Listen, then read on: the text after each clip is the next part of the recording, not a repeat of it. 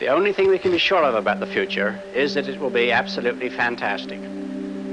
So, if what I say now seems to you to be very reasonable, then I'll have failed completely. Only if what I tell you appears absolutely unbelievable have we any chance of visualizing the future as it really will happen.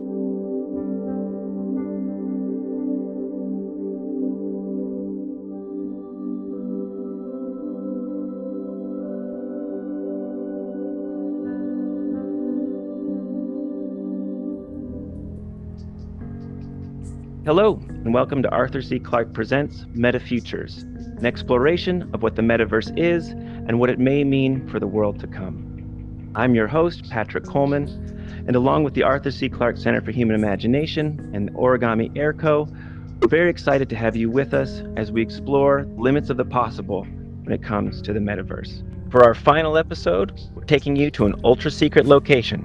Let's head to the quadcopters and be on our way. Hello. Hold on one second.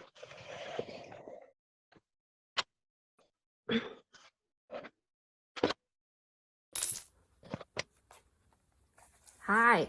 Hello. Welcome. In the loading screen. My name is Amy Winkler. I am one of the co-founders here at Origami Air Co. and director of our XR lab. I was approached some time ago and asked if I could give a little talk on who it is I am and what it is I do here at Origami Air. And I replied with a resounding no. I like to live in the shadows, behind the scenes, behind the curtain. But today we're going to pull back that curtain, and I'm going to tell you some things. Imagine, if you will, for a moment, a young girl. She's super cute. It's important to be accurate when we imagine things. Sitting in front of a television screen, watching Terminator 2. And I have to stop for a moment and say thank you to my brother, exposing me to all the movies that I've seen my entire life. But when that man in Terminator 2 came out of the black and white checkered floor, and you know the scene that I'm referring to, my mind was blown. Oh, I needed to be in this industry. I needed to know exactly how that was done. What were the mechanics that went into it? My career was locked in at that point. This was the industry for me. I spent most of my childhood playing with different programs, trying to learn computer science and all that stuff. I started my college, my undergrad, as a computer science major, but oh my God, I only got a few months into that. I was too far from the actual graphics, the art of visual effects. It was all words on a screen, and it's too much of the engineering for me. I like a little bit of the art. And so I switched to a Bachelor of Fine Arts degree, which to this day I thank that fine arts degree for what it is I know now, because I was able to experience materials and objects in real-time space, right? I could see how much mass an object took up. I could feel how much mass an object took up. I understood textures of materials. I understood the physics of materials. If you toss a chunk of concrete and a chunk of wood into the sky at the same time, are they going to fall at the same rate? And yes, we actually did stuff like this. Mostly it was ceramics. A lot of throwing of ceramics. But that fine arts degree, monumental in my experiences going forward with my career. Color theory. Power tools. Oh my God, who doesn't love holding a power tool? Try not to feel powerful holding a chainsaw. I dare you. After my fine arts degree, I moved on to a master's in interactive technology, which really doors opened as far as the tool sets that I now had at my fingertips. I started my special effects and technical animation career after that, and technical animation, that is my jam. That is what I love. I am an observer of people because of my animation. I love watching people, how they move, how they react, that physical expression, the micro expressions, the way people walk. Have you ever just watched people walk? Everyone walks differently, and it is beautiful how different we are. And I love being able to take that and figure out how to bring it into VR. Like, that is my passion, is how do I make this thing called life feel so real in the digital. Yeah, I could go on about that for a while. Let's pause. And I've also been, since my graduate degree, I have worked in AAA games. I've worked in virtual reality. I've worked for not AAA games, just as good. I have worked in motion pictures, special effects for motion pictures. And I have worked over 10 plus years teaching off and on in the Washington State area, different educational levels, high school and college, which is awesome, just to see how the brain thinks, learns differently, communicates differently. Oh, it was a challenge, and it was fun. And that's part of what I love, is the challenge. That's why I love special effects. If you come to me with something, a request in the digital, I am often not going to say no. Very rarely do I say no. I will say maybe. I also don't usually say yes, unless I've tested it and I know I will say yes. But I am very happy to try, because there's usually workarounds. There's usually a way to make it work, or at least get it almost there, right? And so I don't like to say no. I like to say maybe, or it should. So just in case you ever hear that come out of my mouth, I'm going to try. I'm going to try. I like the challenge. I like the puzzle. And that's what I'm going to try and do, is figure out that puzzle. So that's me. I think we should dive back into it. Should we dive back into it? Let me get my headset. Hold on. All right. Let's get back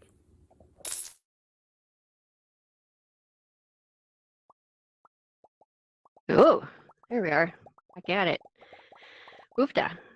About modern day teleportation, am I right? 1 minute I'm in my house, next minute I'm here with you fine folks on this stage. The stage is nice and all, but it's feeling a little bit cramped. Does it feel a little bit cramped? I think maybe if you give me 1 second. There we go. Take a moment. Modern day teleportation for you. We are now in a much larger open space. If you take a look around, experience it for a moment, get your bearings straight. For those of you that recognize the space, if you look straight up, you might see something that you recognize, the origami lounge and the Zephyr landing pads. Those of you that haven't experienced it, thank you for giving me my mark. For those of you who haven't experienced the origami lounge, hopefully we can get you up there at some point soon. And as soon as you get your bearings straight, you'll notice to your left and to your right,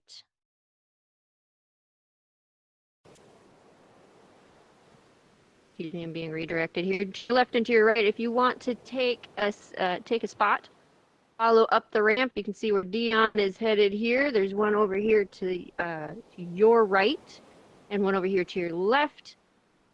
I'm going to walk you through what kind of goes into the building of one of these massive worlds. We have a lot of worlds we build. And there's a lot that goes into a world build. And I'm going to try not to get into the technical stuff. I'm going to keep it very easy. I see you all went over that direction. I'm going to look at you over here. There's a lot that goes into it. And I'm not going to get into a big world building conversation, because world building we could talk about for weeks, honestly. We could go on about world building. But before it comes to me, I am, like I said, chief experimenter is what they call me, director of the XR lab. What does that really mean? What is it I really do? I play with things. I play with digital things, and it's a lot of fun. But before it gets to me, it goes through this whole design realm where, you know, a whole team of people from researchers to designers to essentially architects, jobs of architects, landscape designers, interior decorators, textile artists, product designers, UX designers. Everything has to be considered, including what the client wants, right? And for us, we are the client for a space like this. Once, you know, a lot of that has been sorted out, it's a matter of handing it off to me to play with, really bring it to life in virtual reality. So making it something that you can actually be a part of in this space. And that first step, when it comes to me, it comes in as essentially a gray mesh. A gray mesh, which we'll see come up here on the right. A gray mesh is something that just comes in a little bit blank. You'll notice, you know, if you look around, this whole world comes in looking like this to me. Completely gray, and not a lot to it.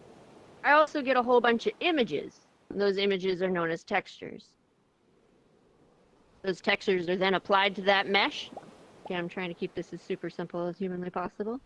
And that gives us our next object. Once those images are applied to this, now I can see where things are, but it's still not really alive. It hasn't come to life for me. I don't think it's alive enough yet. It's not something we can interact with. It's just an object in the space. After something like this, the first thing I'm going to go to is animation, right?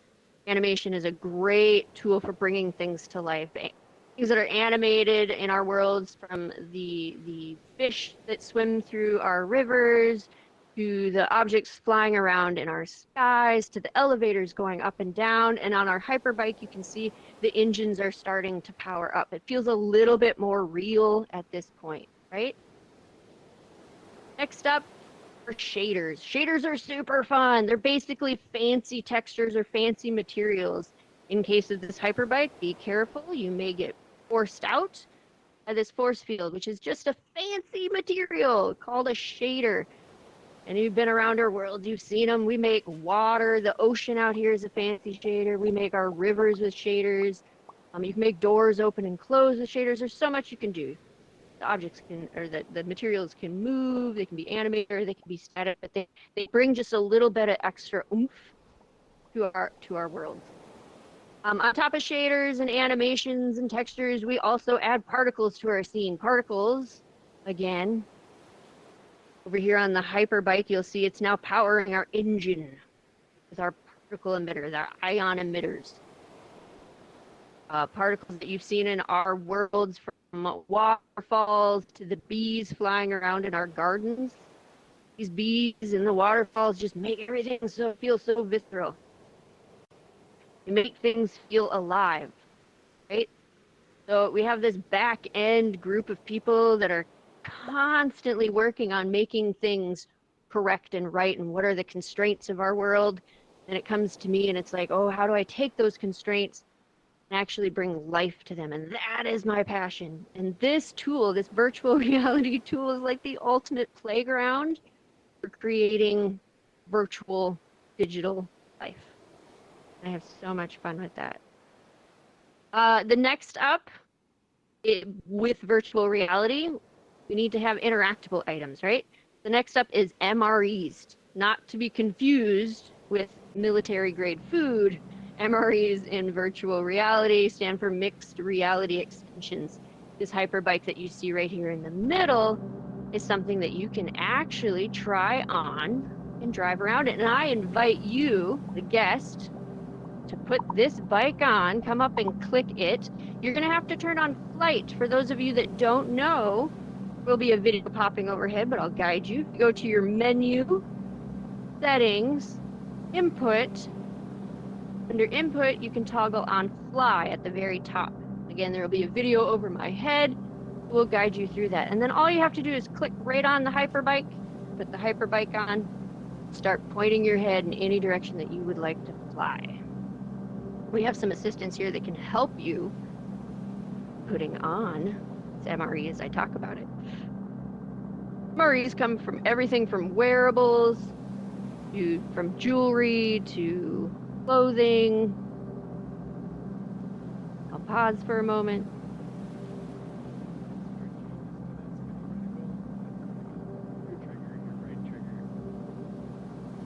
There we go. Patrick's got one on. Lonnie's working on it.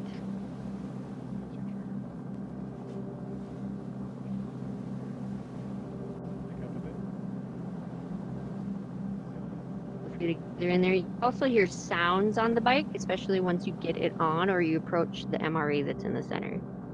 Sounds are a major component to bringing the world to life. This is lighting. Feel free to dive in there.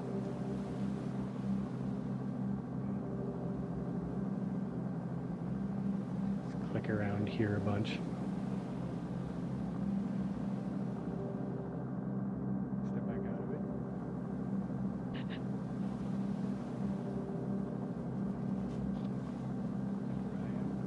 your right hand.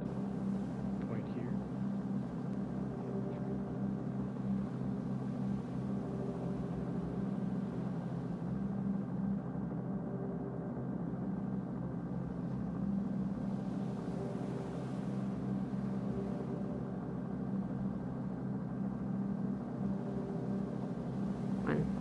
Lonnie's got one. Max, dive in there and put something on.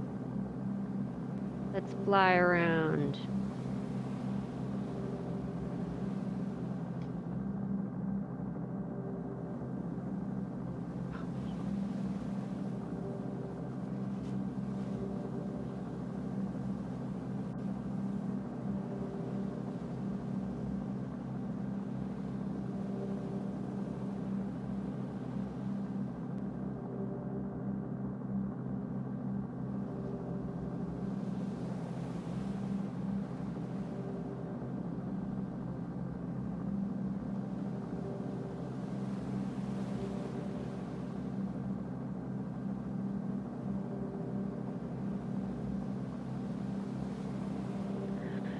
All right, welcome to the skies, everybody.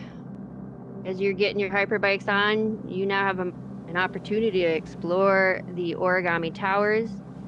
You're at the ground level of the origami towers, future home of the Nambar restaurant, a virtual restaurant. We'll get to that in a moment. We also have many attractions opening up throughout the rest of the year here at the Origami Tri Towers, Seastead.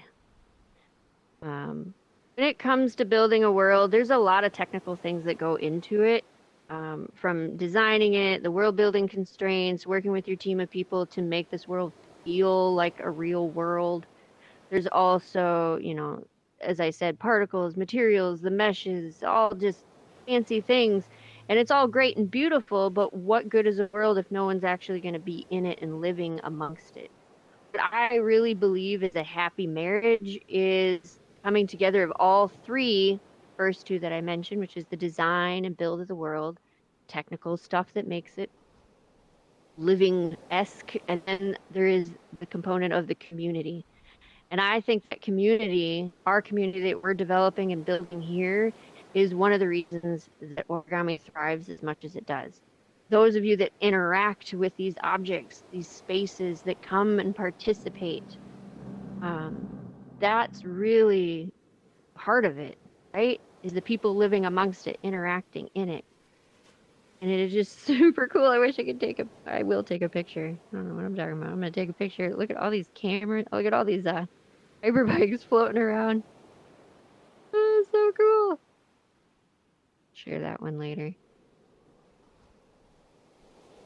We got Dion up on the lantern. Dion, how is it going? I'm gonna hold on. Let's give Dion some megaphone for a moment.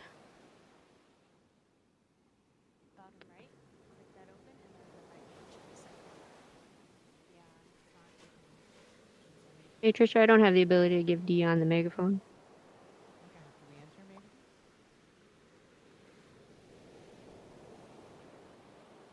How is it flying around up there? Everybody having a good time? We have Compassion Island over this way. If you look yonder, it's under some construction right now, so you'll see that update on the next build.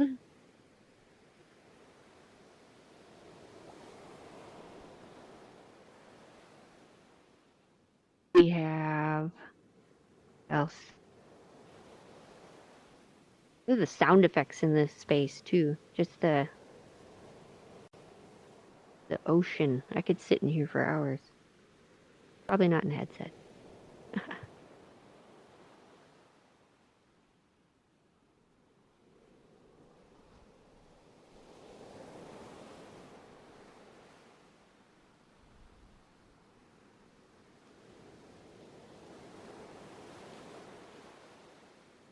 So at this point, I'm going to ask for a couple people to come up to the lantern platform, giving you guys a moment to fly around and check out the space. This space will be open shortly to the public. Right now, it is private to you all. If you need to take your hyperbike off and come up to the platform, there is an X down at the MRE. You can take that off. We're looking for Chef O, Fidget, Cassie, and Tom Furness. Come on up to the lantern. If you need assistance, we'll get you there. Do I backstage? Ah, Oh, yes, there I hear am. you. Hi. There she is. Hello. Technical Amy. errors, but we got caught up. Hi, Fidget. How's it going, Jeff? Did you get a chance to fly around too? I did. I did a lot of really cool stuff. Flew between the buildings, crossed That's the the best. balconies. It's the best. I've done that. I love flying around. It is. It's a lot of fun. Yeah. So you were a part of the Salon series a couple weeks ago. I was wondering, what was your favorite part about the Salon series so far? You've been a part of so much of it. Oh my goodness.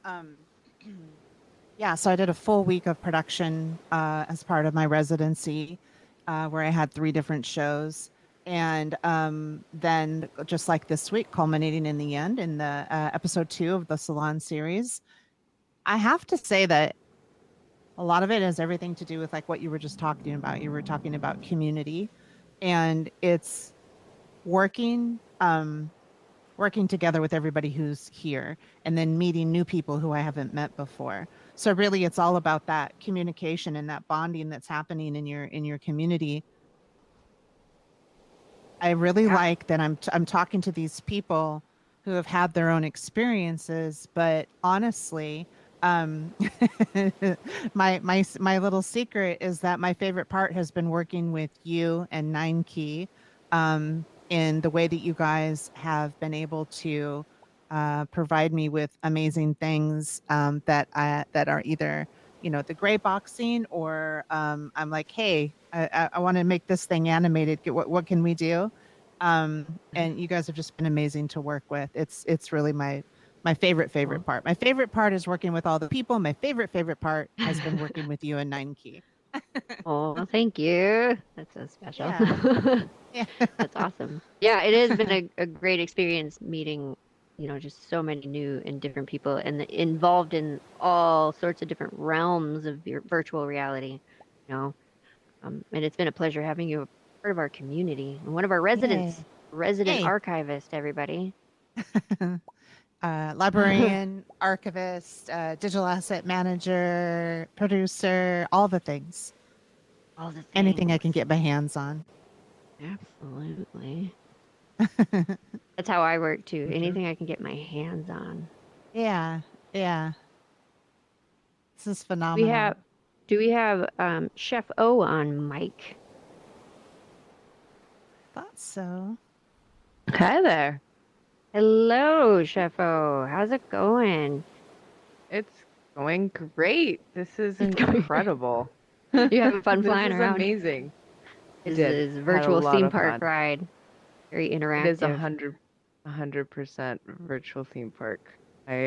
So, Sorry, Chef O, trying to- you have a restaurant opening at the bottom of Origami Towers. If some of you have probably flown past the entrance, the doors will soon be open.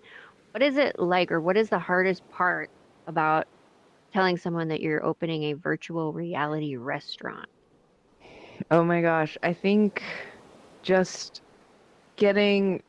people immediately think they're just going to pretend to eat, and I think the most fun and also the most difficult part is to really just explain that you're going to have an amazing food experience that is also you're eating. So I think there's an immediate disappointment. Like, there's gonna be no food. Am I just going to pretend to eat? I'm like, no, no, no, no. There will be food, and then that pretty much solves it immediately. You're like, oh, I do get to eat. Okay, cool, cool. But I You get think to actually eat food. yes, and the possibilities are endless on what we'll be able to taste and experience, and also there's some really fun magic that we'll be doing Yes. while I think there is magic. You can play with it. Play with it with food. We were having a conversation earlier where it's eating in virtual reality is almost like blind dining, right? You can Mhm. trick the brain into one thing that they see versus what they're actually consuming. You could make it extremely different than anything that they've ever done before.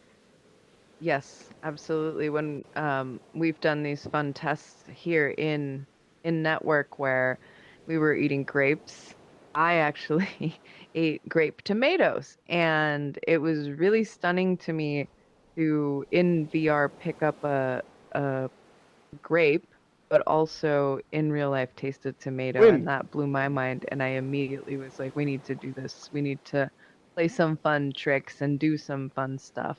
Allergies obviously taken into account, but we're gonna we're gonna mess with everyone's head a Wait, little bit, wait, hold on. Can or can mess with your people that head. are allergic, severely allergic to peanuts, eat a peanut in VR and be okay? That would be a that would Is be that how so we much fun. overcome? Actually, yeah, I don't want to I mean, no one's gonna know. No one's gonna There's a know. fear factor to it. I I had a client They're or gonna a know. diner who was terrified of eggplant. Could not could not see it. I don't know what was behind the trauma. She could absolutely not, and this was before emojis. So like she could not stomach eggplant. I think someone made her eat it as a kid, and she just was like so If overwhelmed it's by not it. cooked right. If it's not cooked It'll right. mess you up. It's a nightshade. I'm allergic to eggplant because I'm very sensitive to nightshade. So I understood it on a, hey, I don't eat it. It makes me break out. And at the same time, I was just like mind blown that she couldn't visually experience this vegetable without like really triggering some trauma. And I thought about recently, I actually thought about her and was like, huh, I wonder if there would be some sort of way to like introduce people to things that they fear or are taught to be, away from, right? Like, Hmm. what if you're so allergic you've never, yeah, I guess you would never have Approached. handled a peanut and approached it. Yeah. You'd never actually like be like, oh, that's what they look like. And I mean, you can see a photo to be To be able to hold one. Yeah. So that's absolutely crazy. like I love if it. someone has that, that need to experience things or be able to see a vegetable or fruit that doesn't grow where you live. I think the Oh possibility. yeah, What that would about be a fascinating too. library of Oh, food, Fidget? limitless. Limitless. If someone I could see you just keep track of those assets. right. And just make sure it's not happening in real life. Oh, we can I see definitely on put the the food in the platform. archive. I see on the platform you also have Tom Furness up there. Hello, Tom. How is there any? I gotta ask. Is there any pressure to being known as the grandfather of virtual reality? Is that like is there pressure involved in Yeah, it that? makes me Doing this sound, for it so makes me sound like I'm really old, and long? keep people keep giving me these lifetime achievement awards, and it not dead yet. And I keep telling everybody that wait a minute, I didn't know the day I was born I'd be 18. So keep thinking I'm 18. Oh yeah, Actually, when I put on a headset, every time I put on a headset, I really regressed about 6. Because awesome. isn't it wonderful? I mean, when you put on a headset, it's just go into this world of wonder and you become a kid again. Yeah, you get to play. The best part is the playing. Yeah. I know. I Well, this love is what it. I'd always hoped for, that we would have this as a pervasive technology and ubiquitous, and we'd be able to play in it and work in it and travel in it and create in it and um, change. One of the things I want to do is change my interpupillary distance to 10,000 light years, Yes. and then look at galaxy that way. That would That would do is, be of course, amazing. get it depth, and that we wouldn't have otherwise. Or walk at the speed of light, or shrink Oh, myself wow. the size of a few nanometers and be able to see what the universe would look that way. Oh, different So talk perspectives. about other experiences. I mean, we're talking about looking at plants and where we wouldn't see those plants where we live. Well, there's sort of the world is here, but we have such limited perspective of the world and what we can comprehend because we are a scale factor that's involved and the spectral factor. The fact that we're really sort of confined to the visible spectrum, can't see what a gamma ray universe looks like. Well, if we look through gamma ray eyes or look through infrared or ultraviolet light, we could see what a bee sees when it's humming around a flower, and Oh, yeah. or what a shrimp sees. It has 16 different eyes, 16 different spectra. Oh, Wouldn't it be cool to see the mantis world that shrimp. way? And so this way we can begin to expand our comprehension of what the world is like by having these different windows to look into, or look through, different spectacles to put on. So that's what really fascinates me, is that we can actually become more human to technology. We can extend our perceptual and even psychomotor capability by engaging with the technology. Yeah. Oh, that's fantastic. We actually had Dr. Eric Veary in on Monday to talk about some of the work that he did with you, and that was quite fascinating. Yeah, good Well, stuff. we're good I buddies. can't wait. Yeah, he told us a story about how he met you. That was a pretty good story. Uh-huh. Yes. He kept Can't do that bugging me. He anymore. wanted to come work in my lab. Yeah. But we're still working together. We're going to, it's two fascinating projects right now that are, one of them has to do with just exploring what goes on in our far peripheral retina. Because from a histological standpoint, our retina sub-tends up to 240 degrees, but don't really bring into consciousness anything but about 180 to 200 degrees. What happens back here?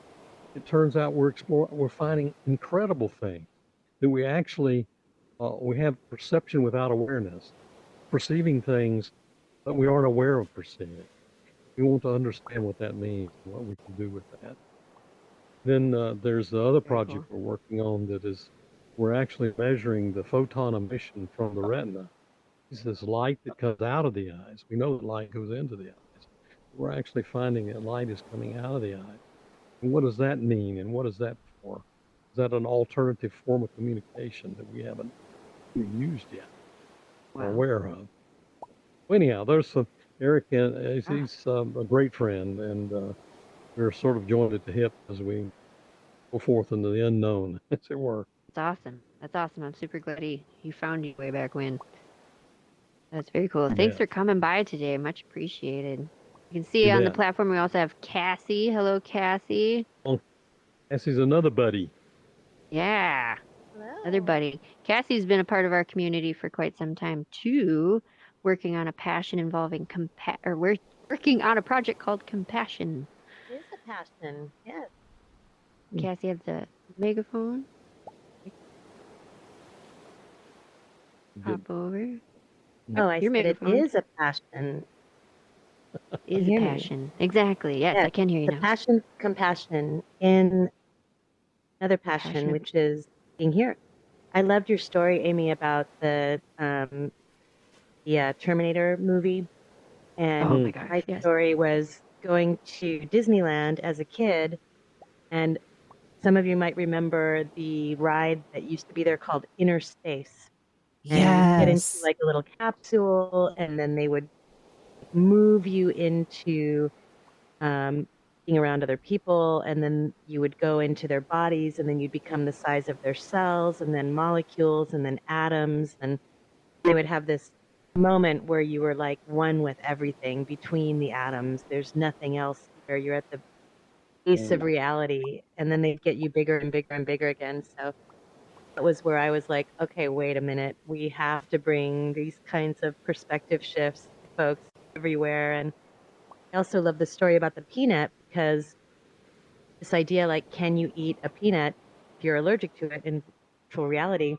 One of the things, being a psychologist, that I'm super interested in is how can we use VR for mental health purposes? And so there are studies now going on where people do like exposure to phobias with, they call it exposure with response prevention. So if people have spider phobias, or they have height phobias or flying phobias, we can gently and slowly expose them to environments and increase their resilience for being able to deal with them. Yeah. We took a group of newbies, I guess to say, up on one of our airships. And they got close to the edge. Is one of the early phases of designing the airship and trying to make sure it looked the way they wanted it to look. So it didn't quite have railings or finished product on it. Wasn't polished by any means, but they kept getting close to the edge and grabbing each other's avatars to try and like pull themselves back and save each other. And it was just like, it was so cute for me to watch that. I'm like, it's okay, you can fall. I love it. You'll just respawn. We actually have a spot in Grove of the Matriarchs, one of our places called Inspiration Point, where we invite you to actually take a dive off the edge of the cliff and just free fall for a little bit. You respawn at the beginning of the park, but we have so many people that actually come to that point just to hang out and jump off when they're done and having their peaceful meditation in the park. So I love all that. I love exposing people to new things. One of my big things I would love to do or dive into is how to replicate a hug in virtual reality. As soon as we can figure out how to get back that feeling of being like held like a child by our parents, I think as far as healing and compassion, replicating that feeling. Like, I don't remember the last time someone picked me up and held me like my mom used to do when I was a kid. And just to bring that back, I think that's an experience that would be priceless in the mental health world. Yeah, you have to, that's like, something. we have the haptic vest, but you'd need like a Yes. full haptic bodysuit. Oh yeah.